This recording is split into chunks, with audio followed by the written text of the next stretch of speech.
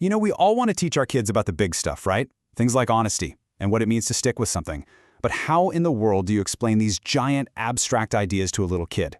Well, the answer is as old as time itself: stories. They have this amazing power to wrap up a really complex lesson into a simple package that a child can not only get, but remember for the rest of their life. All right, let's dive into how you can use these ancient fables to teach some of today's most important lessons. I mean, it's a real challenge, isn't it? You can't just point to patience or show them a picture of honesty. They're huge concepts. So how do we make them real, something a kid can actually grab onto? Well, that's exactly what we're going to figure out today. So here's the game plan. We're going to start with the challenge itself, then look at why fables are kind of the perfect solution. After that, we'll walk through a super simple 3-step method for using them, and we'll finish up by looking at the lasting impact this can have. Okay, so first up, the challenge. The real nut to crack here is how we take these big, fuzzy virtues and turn them into something solid, something a child can actually understand and use in their own life. And this just nails it, right? Try explaining the word perseverance, and you'll probably just get a blank stare. But tell the story of a slow, steady tortoise who just keeps going and ends up winning the race against a super fast rabbit. Now that sticks. The story becomes a kind of mental picture for that huge idea. And that leads us straight to the solution. It's a tool that parents and teachers have been using for, and I mean this literally thousands of years, the fable. They are just such an elegant answer to this age-old problem. So, just to make sure we're all on the same page, what exactly is a fable? Super simple. It's a short story, usually with animals who can talk and act like people, and it's designed to teach you a lesson, a moral. You know, like Aesop's fables. That's the classic stuff.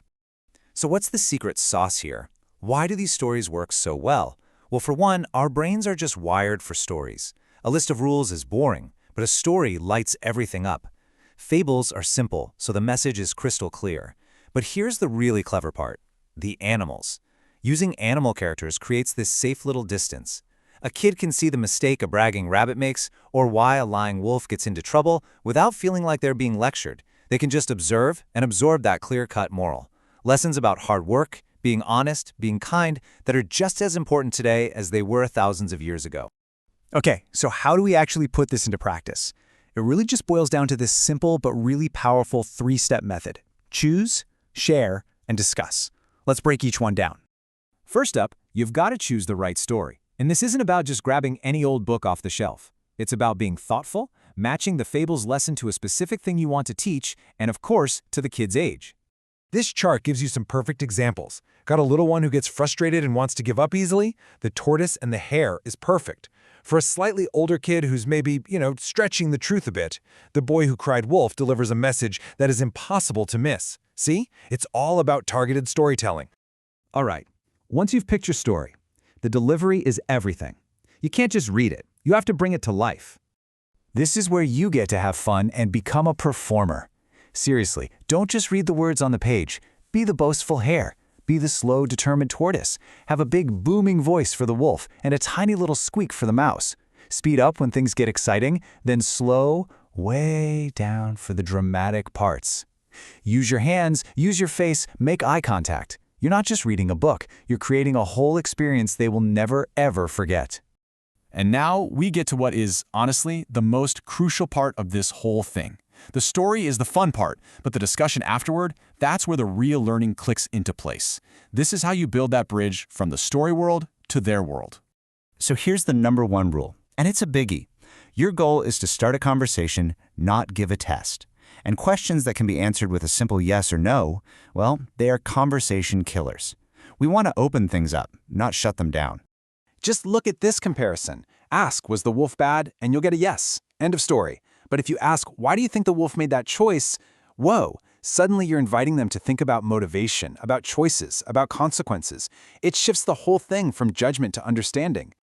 Here's a great little toolkit of questions to keep in your back pocket. Asking what a character could have done differently gets them problem solving. Asking if they've ever felt like the hare or the tortoise builds empathy. And asking how we can use this lesson right here in our family, that makes it real and personal.